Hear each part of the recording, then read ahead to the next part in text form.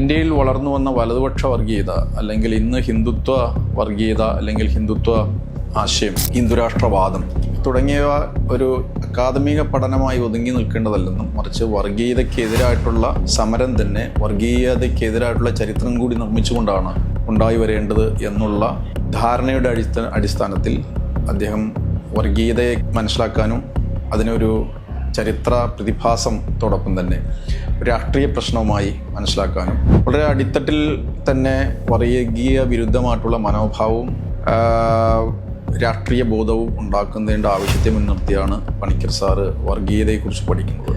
പ്രത്യേകിച്ച് ഇന്ത്യയിലെ വലതുപക്ഷം, ഹിന്ദുത്വ വലതുപക്ഷം എങ്ങനെയാണ് വിദ്യാഭ്യാസ പ്രക്രിയയെ നിയന്ത്രിച്ചുകൊണ്ട് ഇന്ത്യയിലെ സെക്കുലർ ആയിട്ടുള്ള മതേതരമായ വിദ്യാഭ്യാസ പ്രക്രിയയെ തകർക്കാനും ഇന്ത്യയിലെ ജനാധിപത്യ രാഷ്ട്രീയത്തെ അട്ടിമറിക്കാനും വിദ്യാഭ്യാസ പ്രക്രിയയെ എങ്ങനെ ഉപയോഗിക്കുന്നു എന്നതിനെക്കുറിച്ച് അതിനെക്കുറിച്ച് ഗൗരവമായി പഠിക്കുകയും അത് മനസ്സിലാക്കുവാനുള്ള രീതി മുന്നോട്ട് വയ്ക്കുകയും ചെയ്ത ഒരു ചരിത്രകാരൻ കൂടിയാണ്. സ്വാതന്ത്ര്യാനന്തര ഇന്ത്യയിൽ ഇന്ത്യയുടെ ചരിത്ര ഭൂതകാലത്തെ കണ്ടെടുക്കുന്ന ശാസ്ത്രീയ ചരിത്രരചന രീതി ഉണ്ടായി വരുന്നത് ഇന്ത്യ എന്ന് പറയുന്ന ഒരു ജനാധിപത്യ രാജ്യത്ത് മതനിരപേക്ഷ സ്വഭാവമുള്ളതും ശാസ്ത്രീയവുമായിട്ടുള്ള ഇന്ത്യയുടെ ചരിത്ര ഭൂതകാലത്തെ കണ്ടെടുത്ത് അവതരിപ്പിക്കുന്ന സർവകലാശാല തലങ്ങളിൽ ചരിത്ര ഗവേഷണ പഠനങ്ങൾ വളർന്നു വന്നതിൻ്റെ ഭാഗമായിട്ടാണ്. പൊതുവെ അത് ഈ നെഹ്റുവിയൻ ആശയങ്ങൾ പിന്തുടർന്ന വലിയൊരു ലിബറൽ ചരിത്രകാരന്മാരുടെ ഒരു നിര തന്നെ ഉണ്ടായി വന്നു. വിശേഷിച്ച് 1970-80കളോടുകൂടി ഇന്ത്യയിലെ പല പ്രധാനപ്പെട്ട സർവകലാശാലകളും അല്ലെങ്കിൽ ഇന്ത്യയിലെ പല പ്രാദേശിക സർവകലാശാലകളും വിവിധ സംസ്ഥാനങ്ങളിലുള്ള സർവകലാശാലകളുമൊക്കെ ഈ ആശയങ്ങളെ പിന്തുടർന്നുകൊണ്ട് ചരിത്രരചനകൾ നടത്തുകയും ഏറെക്കുറെ ഇന്ത്യയുടെ വിവിധ കാലഘട്ടങ്ങളെ സംബന്ധിച്ചുള്ള ഗൗരവമായിട്ടുള്ള ചരിത്ര അന്വേഷണങ്ങളും പഠനങ്ങളും ഉണ്ടായി വന്നു. അപ്പോൾ ഇന്ത്യയുടെ വൈവിധ്യങ്ങളും ബഹുസ്വരതയും ഇന്ത്യ എന്ന് പറയുന്ന ഒരു ഉപഭൂഖണ്ഡ പ്രദേശത്തുണ്ടായി വന്ന ചരിത്രപരമായ പരിവർത്തനങ്ങളെ മനസ്സിലാക്കാനും അത് സെക്കുലർ തലത്തിൽ ശാസ്ത്രീയമായ രീതിയിൽ പാഠപുസ്തക ചരിത്രമാക്കി മാറ്റുന്നതിൻ്റെ ഒക്കെ ഭാഗമായിട്ടാണ് നമുക്കൊരു ഏറെക്കുറെ മോശമല്ലാത്ത തരത്തിലുള്ള ഒരു സെക്കുലർ സ്വഭാവമുള്ള ശാസ്ത്രീയമായ ഒരു അക്കാദമിക് ചരിത്രം നമുക്ക് ലഭ്യമായിട്ടുള്ളത്. ഇതിൽ വളരെ നിർണായകമായ പങ്കുവഹിച്ച ചരിത്രകാരന്മാരിൽ വളരെ പ്രധാനിയായിരുന്നു യഥാർത്ഥത്തിൽ ശ്രീ കെ എൻ പണിക്കർ. അദ്ദേഹം ഒരു ലിബറൽ ചരിത്രകാരനായിട്ടാണ് അദ്ദേഹത്തിൻ്റെ അക്കാദമിക ചരിത്രരചനാ സംരംഭങ്ങൾ ആരംഭിക്കുന്നത്. ജവഹർലാൽ നെഹ്റു യൂണിവേഴ്സിറ്റിയിലെ സെൻറ്റർ ഫോർ ഹിസ്റ്റോറിക്കൽ സ്റ്റഡിയിൽ ദീർഘകാലം അദ്ദേഹം അധ്യാപകനായിരുന്നു. അദ്ദേഹത്തിൻ്റെ കീഴിൽ ധാരാളം വിദ്യാർത്ഥികൾ, ഇന്ത്യയിലെ വിവിധ സംസ്ഥാനങ്ങളിലുള്ള ധാരാളം വിദ്യാർത്ഥികൾ പഠിക്കുകയും ഗവേഷണം നടത്തുകയും ചെയ്തതിൻ്റെ ഭാഗമായി സവിശേഷമായി കേരളത്തിൻ്റെ ഒരു ചരിത്രം എടുത്ത് പരിശോധിക്കുകയാണെങ്കിൽ നമുക്ക് ദേശീയ പ്രസ്ഥാനത്തിൻ്റെ, അതായത് കൊളോണിയൽ വിരുദ്ധമായിട്ടുള്ള ദേശീയ പ്രസ്ഥാനത്തിൽ കർഷക മുന്നേറ്റങ്ങളുടെ പങ്കാളിത്തത്തെ സംബന്ധിച്ചുള്ള പഠനമാണ് യഥാർത്ഥത്തിൽ പണിക്കർ സാറിൻ്റെ ഏറ്റവും പ്രധാനപ്പെട്ട അക്കാദമിക പഠനങ്ങളിൽ ഒന്ന്. അത് മലബാറിലെ ബ്രിട്ടീഷ് വിരുദ്ധമായിട്ടുള്ള മാപ്പിള സമരങ്ങൾ അല്ലെങ്കിൽ മലബാർ കലാപം എന്ന പേരിൽ അറിയപ്പെടുന്ന ബ്രിട്ടീഷ് വിരുദ്ധ കൊളോണിയൽ വിരുദ്ധമായിട്ടുള്ള സമരവും അതോടൊപ്പം തന്നെ ബ്രിട്ടീഷുകാർ സംരക്ഷിച്ച് നിർത്തിയ ജന്മിത്വത്തിനുമെതിരായിട്ടുള്ള സമരം രൂപപ്പെട്ടു വരികയും അതിൻ്റെ വ്യത്യസ്ത തലങ്ങളുമാണ് അത് പുസ്തകത്തിൽ അദ്ദേഹത്തിൻ്റെ അഗെയിൻസ്റ്റ് ലോഡ് ആൻഡ് സ്റ്റേറ്റ് എന്ന് പറയുന്ന പുസ്തകത്തിൽ വിശദീകരിക്കുന്നത്. അതോടൊപ്പം തന്നെ ഇന്ത്യയിൽ ദേശീയ പ്രസ്ഥാനം വളർന്നു വന്ന രീതിയും അതിൻ്റെ സ്വഭാവവും അതിൻ്റെ ജനകീയമായ ഉള്ളടക്കവും ഇന്ത്യയിലെ ദേശീയ പ്രസ്ഥാനത്തിൻ്റെ ബഹുസ്വരവും വൈവിധ്യവുപരമായിട്ടുള്ള ജനകീയവുമായിട്ടുള്ള അതിൻ്റെ സ്വഭാവത്തെ കണ്ടെടുത്ത് അവതരിപ്പിച്ച് അതൊരു അക്കാദമിക ചരിത്രത്തിൻ്റെയും വളരെ അളവിൽ ജനസാമാന്യത്തിൻ്റെ ചരിത്ര ബോധ്യവുമായി മാറിയത് ഇന്ത്യയിലെ ആധുനിക കാലഘട്ടത്തെ സംബന്ധിച്ചുള്ള ചരിത്രരചനകൾ വളർന്നു വന്നതോടുകൂടിയാണ്. അപ്പം അതിലൊക്കെ നിർണായകമായ പങ്ക് വഹിച്ച ഒരു ചരിത്രകാരനാണ് പ്രൊഫസർ പണിക്കർ. അപ്പം അതിൽ തന്നെ ഇന്ത്യൻ ദേശീയ പ്രസ്ഥാനം എങ്ങനെയാണ് വ്യത്യസ്ത പ്രദേശങ്ങളിൽ, ഇപ്പോൾ കേരളം ഉൾപ്പെടെയുള്ള പ്രദേശങ്ങളിൽ വ്യത്യസ്തങ്ങളായിട്ടുള്ള സാമൂഹിക വിഭാഗങ്ങൾ, പ്രത്യേകിച്ച് കർഷകർ, തൊഴിലെടുക്കുന്നവർ, പണിയെടുക്കുന്നവർ, സാമാന്യ ജനങ്ങൾ, മധ്യവർഗം എന്നിങ്ങനെ വ്യത്യസ്ത തുറയിലുള്ള മനുഷ്യർ എങ്ങനെയാണ് ഈ ഇന്ത്യൻ ദേശീയതയും ദേശീയ പ്രസ്ഥാനത്തെയും സ്വാതന്ത്ര്യ സമരത്തെയും മുന്നോട്ട് നയിച്ചതെന്നും തുടങ്ങിയ കാര്യങ്ങളിലൂടെ ഒക്കെയാണ് നമ്മുടെ ദേശീയ പ്രസ്ഥാനത്തിൻ്റെ ചരിത്രം കണ്ടെടുത്ത് അവതരിപ്പിച്ച് അക്കാദമിക ചരിത്രവും പാഠപുസ്തക ചരിത്രവുമായി മാറിത്തീർന്നത്. അതോടൊപ്പം തന്നെ ഇന്ത്യയിൽ 80കളായപ്പോൾ വളർന്നു വന്ന വിഭാഗീയവും വർഗീയപരവുമായിട്ടുള്ള ഒരു രാഷ്ട്രീയം വളർന്നു വന്നപ്പോൾ അത് ഇന്ത്യയിലൊരു വർഗീയ കമ്മ്യൂണലിസം എന്ന് പറയുന്ന വർഗീയ വളർന്നു വന്ന രീതി, അതിൻ്റെ സ്വഭാവം അത് കൊളോണിയൽ കാലഘട്ടത്ത് മുതൽ തന്നെ അതിൻ്റെ വ്യത്യസ്തമായ രീതിയിലുള്ള രൂപങ്ങൾ നിലനിന്നിരുന്നു. ബ്രിട്ടീഷ് ഭരണവും ബ്രിട്ടീഷ് താല്പര്യങ്ങളും അതിന് കാരണമായിട്ടുണ്ട്. സ്വാതന്ത്ര്യാനന്തര കാലഘട്ടത്തിൽ എങ്ങനെയാണ് വർഗീയത എന്ന് പറയുന്ന ഒരു പ്രതിഭാസം ഇന്ത്യയിൽ വളർന്നു വന്നതെന്നും അതിന് സാമ്പത്തികവും സാമൂഹികവുമായിട്ടുള്ള രാഷ്ട്രീയമായ കാരണങ്ങൾ എന്തായിരുന്നു എന്നുള്ളതിനെക്കുറിച്ചുള്ള അന്വേഷണങ്ങൾ വളരെ ഗൗരവമായി ഇന്ത്യയിലെ ചരിത്രകാരന്മാർ പലരും നടത്തിയിട്ടുണ്ട്. അതിൽ പ്രമുഖനായിട്ടുള്ള ഒരു ചരിത്രകാരനാണ് പണിക്കർ സാർ. ഈ വർഗീയതയെക്കുറിച്ചുള്ള അദ്ദേഹത്തിൻ്റെ പഠനം കേവലം ഒരു അക്കാദമിക വിഷയം എന്നതിനേക്കാൾ ഉപരിയായി ഇന്ത്യയിൽ വളർന്നു വന്ന വലതുപക്ഷ വർഗീയത, അല്ലെങ്കിൽ ഇന്ന് ഹിന്ദുത്വ വർഗീയത, അല്ലെങ്കിൽ ഹിന്ദുത്വ ആശയം, ഹിന്ദുരാഷ്ട്രവാദം തുടങ്ങിയവ ഒരു അക്കാദമിക പഠനമായി ഒതുങ്ങി നിൽക്കേണ്ടതല്ലെന്നും മറിച്ച് വർഗീയതയ്ക്കെതിരായിട്ടുള്ള സമരം തന്നെ വർഗീയതയ്ക്കെതിരായിട്ടുള്ള ചരിത്രം കൂടി നിർമ്മിച്ചുകൊണ്ടാണ് ഉണ്ടായി വരേണ്ടത് എന്നുള്ള ധാരണയുടെ അടിസ്ഥാനത്തിൽ അദ്ദേഹം വർഗീയതയെ മനസ്സിലാക്കാനും അതിനൊരു ചരിത്ര പ്രതിഭാസത്തോടൊപ്പം തന്നെ രാഷ്ട്രീയ പ്രശ്നവുമായി മനസ്സിലാക്കാനും വളരെ അടിത്തട്ടിൽ തന്നെ വർഗീയ വിരുദ്ധമായിട്ടുള്ള മനോഭാവവും രാഷ്ട്രീയ ബോധവും ഉണ്ടാക്കുന്നതിൻ്റെ ആവശ്യത്തെ മുൻനിർത്തിയാണ് പണിക്കർ സാറ് വർഗീയതയെക്കുറിച്ച് പഠിക്കുന്നത്. മറ്റൊരു കാര്യം, എങ്ങനെയാണ് സംസ്കാരം എന്ന് പറയുന്നത് ഇന്ത്യയിലെ ബഹുസ്വര സമൂഹത്തിൽ ഇന്ത്യ എന്ന് പറയുന്ന രാജ്യത്തിൻ്റെ വൈവിധ്യങ്ങളും സങ്കീർണതകളും അതിൻ്റെ ബഹുസ്വര സ്വഭാവവും മനസ്സിലാക്കിക്കൊണ്ട് തന്നെ ചരിത്രപരമായി സംസ്കാരം എന്ന് പറയുന്ന ഒരു ആശയം അല്ലെങ്കിൽ ഒരു പ്രതിഭാസം എങ്ങനെയാണ് വളർന്നു വന്നതെന്നും അതിനെ എങ്ങനെയാണ് ചരിത്രകാരന്മാർ മനസ്സിലാക്കേണ്ടതെന്നും, അപ്പോൾ സംസ്കാരത്തെക്കുറിച്ച് പഠിക്കുവാൻ ആവശ്യമായ ഒരു ചരിത്ര വിശകലന രീതി, ഒരു ചരിത്ര പഠന രീതി തന്നെ ആവിഷ്കരിക്കാൻ കഴിഞ്ഞു എന്നുള്ളതാണ് പ്രൊഫസർ KM പണിക്കരുടെ ഒരു ചരിത്രകാരൻ എന്ന നിലയിലുള്ള അദ്ദേഹത്തിൻ്റെ ഒരു പ്രധാനപ്പെട്ട സംഭാവന.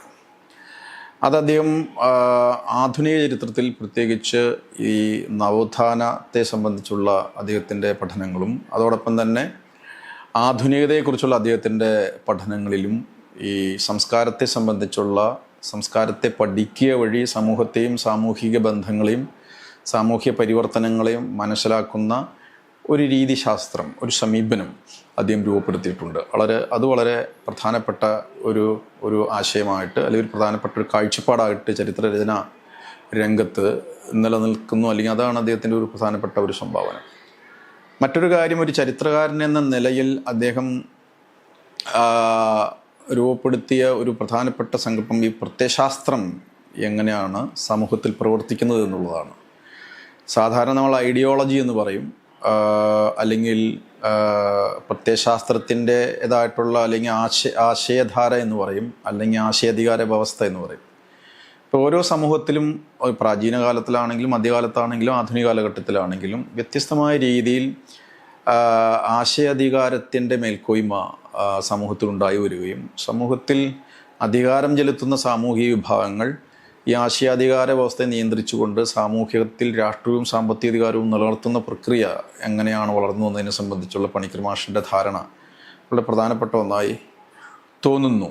കാരണം പ്രത്യയശാസ്ത്ര മേൽക്കോയ്മ സ്ഥാപിച്ചെടുത്തുകൊണ്ടാണ് അധീശ വിഭാഗങ്ങൾ എപ്പോഴും നിലനിൽക്കുക. അതോടൊപ്പം തന്നെ ഈ പ്രത്യയശാസ്ത്ര അധീശത്വത്തിനെതിരെ, ആശയാധികാര വ്യവസ്ഥയ്ക്കെതിരെ സമാന്തരമായോ അതിന് വിരുദ്ധവുമായിട്ടുള്ള ആശയങ്ങൾ സമൂഹത്തിലെ അടിത്തട്ട് വിഭാഗങ്ങൾ, കർഷകരാവാം, തൊഴിൽ സമൂഹങ്ങളാവാം, വ്യത്യസ്തമായ സാമൂഹിക വിഭാഗങ്ങൾ മേൽക്കോയ്മ പ്രത്യയശാസ്ത്രത്തിനെതിരെ അവരുടേതായിട്ടുള്ള ആശയത്തിൻ്റെ തലത്തിൽ സങ്കീർണമാവും എന്നാൽ വൈവിധ്യവുമായ തലത്തിൽ പ്രതിരോധത്തിൻ്റേതായിട്ടുള്ള പ്രൊട്ടസ്റ്റിൻ്റേതായിട്ടുള്ള പ്രതിഷേധത്തിൻ്റേതായിട്ടുള്ള രാഷ്ട്രീയ ബോധം അവരുടെ ആശയങ്ങളായി അവർ വികസിപ്പിക്കുകയും ചെയ്യുന്നുണ്ട്. ഉദാഹരണം, മലബാർ സമരത്തിൻ്റെ കാലഘട്ടത്തിൽ എങ്ങനെയാണ് ട്രഡീഷണൽ ഇൻ്റലക്ച്വൽസ് എന്ന് പറയുന്നത്, അതായത് പാരമ്പര്യ ബുദ്ധിജീവികൾ എങ്ങനെയാണ് കൊളോണിയൽ ആധിപത്യത്തിനും ചൂഷണത്തിനുമെതിരെ പരമ്പരാഗതമായ സമൂഹത്തിൽ പാരമ്പര്യ ബുദ്ധിജീവികളായി ട്രഡീഷണൽ ഇൻ്റലക്ച്വലായി നിന്ന മലബാറിലെ ഉലമാക്കളും അതുപോലെ തന്നെ മത പണ്ഡിതന്മാരും ബ്രിട്ടീഷ് വിരുദ്ധമായിട്ടുള്ള ആശയങ്ങൾ പ്രചരിപ്പിക്കുകയും അത് കൊളോണിയൽ വിരുദ്ധ സമരത്തിന് ആവശ്യമായിട്ടുള്ള ഊർജവും അതിന് നേതൃത്വവും നൽകിയത് എങ്ങനെയാണെന്ന് അദ്ദേഹത്തിൻ്റെ മലബാർ സമരത്തെക്കുറിച്ചുള്ള പഠനങ്ങൾ അദ്ദേഹം വിശദീകരിക്കുന്നുണ്ട്. അത് ഈ ഗ്രാംഷിയൻ അന്റോണിയോ ഗ്രാംഷിയുടെ ഹെജിമോണിയെക്കുറിച്ചും അതുപോലെ തന്നെ പ്രത്യയശാസ്ത്രത്തെക്കുറിച്ചുള്ള ആശയാധികാര വ്യവസ്ഥയെക്കുറിച്ചുള്ള സങ്കല്പങ്ങളും ഇൻ്റലക്ച്വൽസിനെ കുറിച്ചുള്ള ബുദ്ധിജീവികളെക്കുറിച്ചുള്ള പാരമ്പര്യ ബുദ്ധിജീവികളെക്കുറിച്ചുള്ള സങ്കല്പങ്ങളെ അധികം ഉപജീവിച്ചുകൊണ്ട് കേരളം പോലെയുള്ള സമൂഹത്തിൽ കൊളോണിയൽ വിരുദ്ധ സമരത്തിൽ എങ്ങനെയാണ് പാരമ്പര്യ ബുദ്ധിജീവികൾ പ്രവർത്തിച്ചതിനെ സംബന്ധിച്ച് വ്യക്തമാക്കുന്ന ഒരു ധാരണയും അദ്ദേഹം വികസിപ്പിച്ചിട്ടുണ്ട് എന്നുള്ളതാണ്. അതോടൊപ്പം തന്നെ ഈ ഇന്ത്യ പോലുള്ള സമൂഹത്തിൽ പാരമ്പര്യമായി നിലനിന്ന ഒട്ടനവധി വിജ്ഞാന രൂപങ്ങളുണ്ട്. ട്രഡീഷണലായി നിലനിന്ന തദ്ദേശീയമായി നിലനിന്നിരുന്ന വിജ്ഞാന രൂപങ്ങളുണ്ട്, അറിവ് രൂപങ്ങളുണ്ട്, സാങ്കേതിക വിദ്യകൾ ഉണ്ട്. ഇപ്പോൾ നമ്മൾ തദ്ദേശീയ അറിവ് രൂപങ്ങളും വിജ്ഞാന വ്യവസ്ഥയും എങ്ങനെയാണ് ആധുനിക കാലഘട്ടത്തിൽ, പ്രത്യേകിച്ച് ബ്രിട്ടീഷ് കൊളോണിയലിസത്തിൻ്റെ കൊളോണിയലിസത്തിൻ്റെ കാലഘട്ടത്തിൽ എങ്ങനെയാണ് തദ്ദേശീയമായ അറിവ് രൂപങ്ങളും വിജ്ഞാന വ്യവസ്ഥയും ആധുനികവൽക്കരിക്കപ്പെടുകയും ആ ആധുനികവൽക്കരിക്കപ്പെടുന്ന ഈ തദ്ദേശീയ വിജ്ഞാന രൂപങ്ങളും അറിവ് പാരമ്പര്യങ്ങളും ഒരു ദേശീയതയുടെ ഭാഗമായി മാറുകയും അങ്ങനെ ദേശീയ സമരത്തിൻ്റെ പശ്ചാത്തലത്തിൽ അത് നവീകരിക്കപ്പെടുകയും പാരമ്പര്യ വിജ്ഞാനങ്ങൾ അറിവ് രൂപങ്ങൾ നവീകരിക്കപ്പെടുകയും അത് ഒരു ജനസമൂഹത്തിൻ്റെ, ഇന്ത്യ പോലുള്ള സമൂഹത്തിൻ്റെ, പ്രത്യേകിച്ച് പ്രാദേശിക സമൂഹങ്ങളിൽ ഒരു ദേശീയ ബോധത്തിൻ്റെയും ദേശീയ ആശയങ്ങളുടെ ഭാഗമായി അത് മാറുന്നത് എങ്ങനെയാണെന്നുള്ള പഠനം ആണ് യഥാർത്ഥത്തിൽ അദ്ദേഹം നടത്തിയിട്ടുള്ള ഒരു പ്രധാനപ്പെട്ട സംഭാവനകളിലുണ്ട്. അത് കോട്ടക്കൽ ആര്യവൈദ്യശാല എങ്ങനെയാണ് ഒരു പാരമ്പര്യമായിട്ടുള്ള ഒരു ചികിത്സാ രൂപമായി നിലനിന്നതെന്നും അത് ആധുനികതയുടെ കാലഘട്ടത്തിൽ പാശ്ചാത്യവും യൂറോപ്പിനുമായിട്ടുള്ള അലോപ്പതി പോലെയുള്ള ചികിത്സാ രീതികൾ കൊളോണിയൽ ഭരണത്തിൻ്റെ ഭാഗമായി കേരളം ഉൾപ്പെടെയുള്ള തദ്ദേശീയ സമൂഹങ്ങളിൽ എത്തുകയും അതിൻ്റെ ചില സാങ്കേതിക രൂപങ്ങളും അതിൻ്റേതായ ചില സാങ്കേതികമായ രൂപങ്ങളും അതിൻ്റേതായിട്ടുള്ള പല ക്രമങ്ങളും സ്വീകരിച്ചുകൊണ്ട് തന്നെ തദ്ദേശീയ വിജ്ഞാനങ്ങളും തദ്ദേശീയ ചികിത്സാ രൂപങ്ങളും ആധുനികവൽക്കരിക്കുകയും ഒരു ദേശീയ ഒരു വിജ്ഞാനമായി അല്ലെങ്കിൽ അതൊരു ദേശീയമായിട്ടുള്ള അറിവ് പാരമ്പര്യമായി വിഭാവനം ചെയ്യപ്പെടുകയോ നവീകരിക്കപ്പെടുകയോ ചെയ്യുന്ന ഒരു പ്രക്രിയ എങ്ങനെയാണ് ഉണ്ടായി വന്നതെന്ന് അദ്ദേഹം ഈ കോട്ടക്കൽ ആര്യവൈദ്യശാലയെക്കുറിച്ചുള്ള പഠനത്തെ മുൻനിർത്തി വിശദീകരിക്കുന്നുണ്ട്. അപ്പോൾ അങ്ങനെയും ഒരു രീതിശാസ്ത്രപരമായും വിശകലന തലത്തിലും ഇത്തരം തദ്ദേശീയമായിട്ടുള്ള സമൂഹങ്ങളിൽ ഉണ്ടായി വരുന്ന മാറ്റങ്ങളെയും ആധുനികത പശ്ചാത്തലത്തിൽ അത് ചിലപ്പോൾ കൊളോണിയൽ വിരുദ്ധമായ സമരമാവാം, അല്ലെങ്കിൽ കൊളോണിയൽ ആശയങ്ങളുടെ സ്വാധീനത്താൽ സമൂഹത്തിലെ വ്യത്യസ്ത സാമൂഹിക വിഭാഗങ്ങളിൽ ഉണ്ടാകുന്ന മാറ്റങ്ങളാവാം. അത് സാമൂഹിക പരിഷ്കരണത്തിൻ്റെയും നവോത്ഥാനത്തിൻ്റെയും പശ്ചാത്തലത്തിൽ എങ്ങനെയാണ് തദ്ദേശീയ വരേണ്യ വിഭാഗങ്ങൾ, പ്രത്യേകിച്ച് കേരളത്തിലെ നായർ വിഭാഗങ്ങളിലുണ്ടാകുന്ന വിദ്യാഭ്യാസപരമായ മാറ്റത്തിൻ്റെയും ആധുനികതയുടെ ഇടപെടലിൻ്റെയും ഭാഗമായി തദ്ദേശീയമായിട്ടുള്ള വരേണ്യ സാമൂഹിക വിഭാഗങ്ങൾ, ഇംഗ്ലീഷ് വിദ്യാഭ്യാസം കിട്ടിയവർ, അതുപോലെ തന്നെ കൊളോണിയൽ വിദ്യാഭ്യാസത്തിൻ്റെ ഭാഗമായി അവർ കൊളോണിയൽ ഉദ്യോഗസ്ഥ വൃന്ദത്തിൻ്റെ ഭാഗമാകുകയും കൊളോണിയൽ ബ്യൂറോക്രസിയുടെ ഭാഗമായി അവർ സ്വയം തന്നെ മാറുകയും അവർ തന്നെ ഒരു മധ്യവർഗമായി മാറുകയും ചെയ്യുന്ന ഒരു പ്രക്രിയ എങ്ങനെയാണ് നോവൽ എന്ന് പറയുന്ന സവിശേഷമായ ഒരു മീഡിയത്തിൽ ഉണ്ടായി വന്ന മാറ്റം, ഈ പ്രക്രിയ എങ്ങനെയാണ് നോവൽ പോലെയുള്ള ആധുനികമായ ഒരു എഴുത്ത് രൂപത്തിൽ അത് പ്രത്യക്ഷപ്പെട്ടതെന്നും അത് ഇന്ദുലേഖ എന്ന് പറയുന്ന നോവലിനെ പഠിച്ചുകൊണ്ട് സവിശേഷമായി തിരുവിതാംകൂറിലോ മലബാറിലൊക്കെ ഉണ്ടായി വന്ന, പ്രത്യേകിച്ച് ഈ പ്രിൻസ്ലി സ്റ്റേറ്റ്സ് എന്നറിയപ്പെടുന്ന തിരുവിതാംകൂറിലും കൊച്ചിയിലും ഒക്കെ ഉണ്ടായി വന്ന തദ്ദേശീയ സമൂഹങ്ങളിലെ എലീറ്റുകളായിട്ടുള്ള വരേണ്യരായ സാമൂഹിക വിഭാഗങ്ങളുണ്ടായ ആധുനികത ആധുനികത അത് എങ്ങനെയാണ് വളർന്നു വന്നതെന്നും അതിൽ നിന്നൊരു മധ്യവർഗം ഉണ്ടായത് എങ്ങനെയാണെന്നും ആ മധ്യവർഗം ഒരു വിഭാഗം ബ്രിട്ടീഷ് താല്പര്യങ്ങളോ അല്ലെങ്കിൽ ബ്രിട്ടീഷുകാരോട് മുന്നോട്ട് വച്ച സൗകര്യങ്ങളും സ്ഥാനമാന പദവികളും ഉദ്യോഗസ്ഥ പദവികളുമൊക്കെ കാക്ഷിക്കുന്നവരായി മാറുകയും എന്നാൽ മറ്റൊരു വിഭാഗം കൊളോണിയൽ വിരുദ്ധ ആശയമുള്ളവരായി മാറുകയും പാരമ്പര്യമായിട്ട് ഒരു വിഭാഗം പാരമ്പര്യ ആശയങ്ങളിൽ പിന്തുടർന്ന് യാഥാസ്ഥിതികമായ നിലപാടെടുത്ത് നിലനിൽക്കുകയും ചെയ്യുന്ന ഒരു സങ്കീർണമായ പ്രക്രിയ ഈ ഇന്ദുലേഖ എന്ന നോവൽ പഠിച്ചുകൊണ്ട് വിശകലനം ചെയ്തുകൊണ്ട് അദ്ദേഹം ആവിഷ്കരിക്കുന്നുണ്ട്. അപ്പോൾ ഇത്തരം സങ്കീർണവും വൈവിധ്യങ്ങളും പരസ്പര വിരുദ്ധവുമായിട്ടുള്ള ഒട്ടനവധി സാമൂഹ്യ അഭിമുഖീകരണങ്ങളിലൂടെയാണ് ആധുനികത കേരളത്തിലുണ്ടായി വന്നതെന്നും അല്ലെങ്കിൽ പൊതുവെ ഇന്ത്യയിൽ ഉണ്ടായി വന്നതെന്നും ആധുനികത ഒരു പരിധിവരെ പുരോഗമനപരമായ മാറ്റത്തിലേക്കും യാഥാസ്ഥികത്വത്തിൻ്റെ പുതിയ രീതിയിലുള്ള വളർച്ചയിലേക്കും ജനകീയമായ രാഷ്ട്രീയ ബോധത്തിലേക്കൊക്കെ മാറുന്ന തലത്തിൽ എങ്ങനെയാണ് സമൂഹത്തിൽ മാറ്റങ്ങൾ ഉണ്ടായിരുന്ന ആ മാറ്റം സാഹിത്യത്തിൽ പ്രത്യേകിച്ച് നോവൽ രൂപങ്ങളിൽ എങ്ങനെ പ്രത്യക്ഷപ്പെട്ടു എന്നതും അദ്ദേഹം പഠിക്കാൻ ശ്രമിച്ചിട്ടുണ്ട്. മറ്റൊന്ന് ഈ ബൗദ്ധികത എന്ന് പറയുന്നൊരു സങ്കല്പം, അതായത് ഒരു സമൂഹത്തിൽ എങ്ങനെയാണ് ഇൻ്റലക്ച്വൽ ക്ലാസ്സുകൾ ഉണ്ടായി വരുന്നത്, ഇൻ്റലക്ച്വാലിറ്റി എന്ന് പറയുന്നത് ബൗദ്ധിക പ്രവർത്തനം, ബൗദ്ധികത, ആശയപരമായിട്ടുള്ള ചിന്താപരമായിട്ടുള്ള അല്ലെങ്കിൽ ചിന്തയുടെ വളർച്ച, ആശയങ്ങളുടെ വളർച്ച, സമൂഹത്തിൽ ഒരു ബൗദ്ധികമായ പ്രവർത്തനങ്ങളും ബൗദ്ധികമായ വിഭാഗങ്ങളും ബൗദ്ധികമായ ക്ലാസ്സുകൾ എങ്ങനെയാണ് ഉണ്ടായി വന്നതിനെ സംബന്ധിച്ചുള്ള അദ്ദേഹത്തിൻ്റെ പഠനം വളരെ പ്രധാനപ്പെട്ടതാണ്. ഒന്ന്, ഈ ഇന്ത്യ പോലൊരു സമൂഹത്തിൽ പാരമ്പര്യമായിട്ടുള്ള ബൗദ്ധിക പ്രക്രിയകൾ ഉണ്ടായി വരുന്നു, ബൗദ്ധിക സംസ്കാരമുണ്ട്, അതായത് ഇൻ്റലക്ച്വൽ കൾച്ചറുണ്ട്. അത് പാരമ്പര്യമായിട്ടുള്ള സമൂഹത്തിൽ പാരമ്പര്യമായിട്ടുള്ള എലീറ്റ് വിഭാഗങ്ങളാണ് അതിൻ്റെ എഴുതപ്പെട്ടതും ചിട്ടപ്പെട്ടതും പാഠവൽക്കരിക്കപ്പെട്ടതുമായിട്ടുള്ള അറിവ് രൂപങ്ങൾ നിലനിർത്തി നിൽക്കുമ്പോൾ സാമാന്യ ജനങ്ങളും മറ്റ് ഉൽപ്പാദന പ്രവർത്തനത്തിൽ ഏർപ്പെടുന്ന ആളുകളും അവരുടെ ബൗദ്ധിക പ്രവർത്തനങ്ങൾ അവർ കായികമായിട്ടുള്ള നിപുണതയുടെയോ അധ്വാനത്തിൻ്റെ രൂപത്തിൽ നിലനിർത്തുകയും ചെയ്യും. എന്നാൽ ഒരു ബൗദ്ധികമായൊരു ക്ലാസ്സുകൾ എങ്ങനെ ഒരു സമൂഹത്തിൽ ഉണ്ടായി വന്നതിനും ആ ക്ലാസ്സിൻ്റെ സവിശേഷമായ സ്വഭാവം എന്താണെന്നും അവരെങ്ങനെയാണ് സമൂഹത്തിൽ ഇടപെടുന്നതിനെ സംബന്ധിച്ച് പഠിക്കുന്ന ഒരു രീതി, അതായത് ബൗദ്ധിക ചരിത്രം എന്ന് പറയും, ഇൻ്റലക്ച്വൽ ഹിസ്റ്ററി എന്ന് പറയുന്നത്. പൊതുവെ ഇന്ത്യയിൽ ഇൻ്റലക്ച്വൽ ഹിസ്റ്ററിയെക്കുറിച്ചുള്ള പഠനങ്ങൾ വളരെ വിരളമായിരുന്ന കാലഘട്ടത്തിൽ പണിക്കർ മാഷിനെ പോലുള്ള ആളുകൾ ഉണ്ടാക്കിയ ഒരു പഠന രീതി ബൗദ്ധിക സംസ്കാരത്തെ മനസ്സിലാക്കുന്നതിനും ബൗദ്ധിക പ്രവർത്തനങ്ങളുടെയും ബൗദ്ധിക ചരിത്രത്തിൻ്റെയും, അത് വ്യക്തികളുടെ ആവാം, സമൂഹങ്ങളുടെ ആവാം, ചിന്തയുടെ ആവാം, ചിന്തയുടെ പല രീതിയിലുള്ള വികാസ പരിണാമങ്ങളെ സംബന്ധിച്ചുള്ള അതിനെ പഠിക്കുവാനുള്ള ഒരു അന്വേഷണ രീതി ഉണ്ടാക്കുകയുണ്ടായി എന്നുള്ളതാണ് ഒരു കാര്യം. മറ്റൊന്ന്, വിദ്യാഭ്യാസത്തെ സംബന്ധിച്ചുള്ള അദ്ദേഹത്തിൻ്റെ കാഴ്ചപ്പാടുകളാണ്. ഇപ്പോൾ വിദ്യാഭ്യാസം എന്ന് പറയുന്നത് ആധുനികമായ സങ്കല്പം, വിദ്യാഭ്യാസം ഒരു വിഭവ രൂപമാണ്, വിദ്യാഭ്യാസം എന്ന് പറയുന്ന ഒരു വിമോചനമായിട്ടുള്ള ഒരു മൂലധനമാണ്. വിദ്യാഭ്യാസം മനുഷ്യരെ സ്വാതന്ത്ര്യത്തിലേക്കും വിമോചനത്തിലേക്കും മനുഷ്യരെ ആധുനികതയിലേക്കും സ്വാതന്ത്ര്യത്തിലേക്കും നയിക്കുന്ന ഒന്നായിട്ടാണ് പൊതുവെ മനസ്സിലാക്കപ്പെടുന്നത്. പക്ഷെ വിദ്യാഭ്യാസം പല രീതിയിൽ പല കാലഘട്ടത്തിലും വിദ്യാഭ്യാസത്തെ നിയന്ത്രിക്കുന്നവരും അറിവുൽപാദനത്തെ നിയന്ത്രിക്കുന്നവരും അറിവുൽപാദനത്തെ നിയന്ത്രിക്കുന്ന പ്രക്രിയകളും എങ്ങനെയാണ് വളർന്നു വന്നതെന്നും എങ്ങനെയാണ് വിദ്യാഭ്യാസ പ്രക്രിയകൾ ആധുനിക ഇന്ത്യയിൽ കൊളോണിയൽ വിദ്യാഭ്യാസത്തിൻ്റെ സ്വഭാവം എന്തായിരുന്നു, സ്വാതന്ത്ര്യാനന്തരം ഇന്ത്യയിൽ ഉണ്ടായി വന്ന വിദ്യാഭ്യാസ ചട്ടക്കൂടുകളും വിദ്യാഭ്യാസ പ്രക്രിയയും അതിൻ്റെ സ്വഭാവം എന്തായിരുന്നു, അത് എന്തായിരുന്നു ലക്ഷ്യം വെച്ചത്, ഒരു മതനിരപേക്ഷ ജനാധിപത്യ റിപ്പബ്ലിക് എന്ന രീതിയിൽ ഇന്ത്യയിൽ ഉണ്ടാകുന്ന ആധുനിക വിദ്യാഭ്യാസം ത്തിൻ്റെ സ്വഭാവം എന്താണ്. അപ്പോൾ വിദ്യാഭ്യാസം പിന്നീട് ഒരു ഘട്ടത്തിൽ ഭരണവർഗം എപ്പോഴും വിദ്യാഭ്യാസത്തെ അവരുടെ ആശയങ്ങൾ നടപ്പാക്കാനും ആശയങ്ങളെ സാധൂകരിക്കാനുമുള്ള ഉപാധിയായി എങ്ങനെ മാറ്റുന്നു.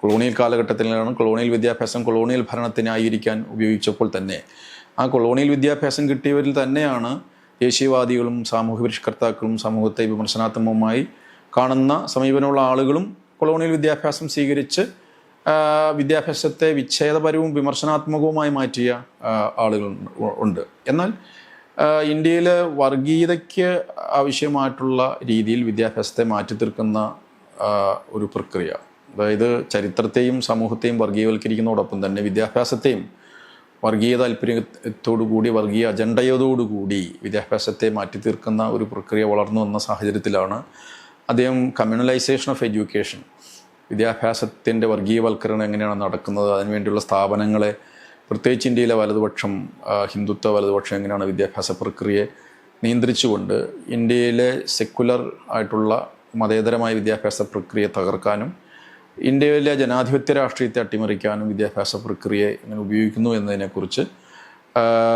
ഒരു ഒരു ഒരു അതിനെക്കുറിച്ച് ഗൗരവമായി പഠിക്കുകയും അതിന് അത് മനസ്സിലാക്കുവാനുള്ള രീതി മുന്നോട്ട് വയ്ക്കുകയും ചെയ്ത ഒരു ചരിത്രകാരൻ കൂടിയാണ്. അപ്പോൾ പൊതുവെ നമ്മൾ കെ.എൻ. പണിക്കരുടെ ചരിത്ര സംഭാവനകളെ മുൻനിർത്തി ആലോചിക്കുമ്പോൾ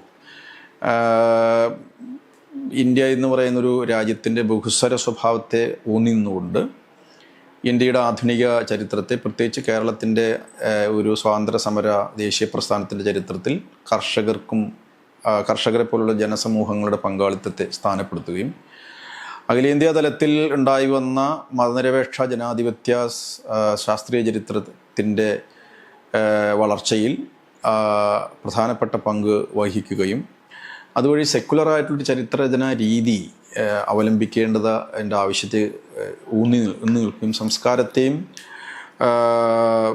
വിദ്യാഭ്യാസം, സംസ്കാരം, ബൗദ്ധിക ചരിത്രം തുടങ്ങിയവയെ സംബന്ധിച്ച് മൗലികമായ സംഭാവനകൾ നൽകിയൊരു ചരിത്രകാരനാണ് കെ.എൻ. പണിക്കർ. അതോടൊപ്പം തന്നെ 80കളിൽ ഉയർന്നു വന്ന ചരിത്രരചനയിൽ തന്നെ പല രീതിയിലുള്ള പ്രവണതകൾ 1980 ഇന്ത്യയിൽ ഉണ്ടായി വന്നു. ഉദാഹരണത്തിന് കീഴാള പഠനങ്ങൾ എന്ന് പറയുന്ന സബാൾട്ടൻ ചരിത്രം, ദളിത് ചരിത്രങ്ങൾ അല്ലെങ്കിൽ ദളിത് ചരിത്ര രചനാ രീതി ചരിത്രങ്ങൾ, ആദിവാസികളെക്കുറിച്ച് പഠിക്കുന്ന പഠന രീതികൾ,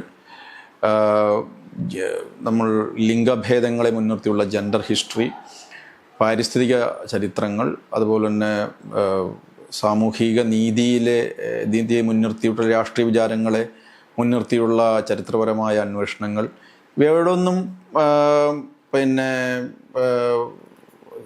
കാര്യമായ രീതിയിൽ അതിനോട് എൻഗേജ് ചെയ്തുകൊണ്ടുള്ള ചരിത്രരചന രീതിയല്ല അദ്ദേഹം വികസിപ്പിച്ചെങ്കിൽ പോലും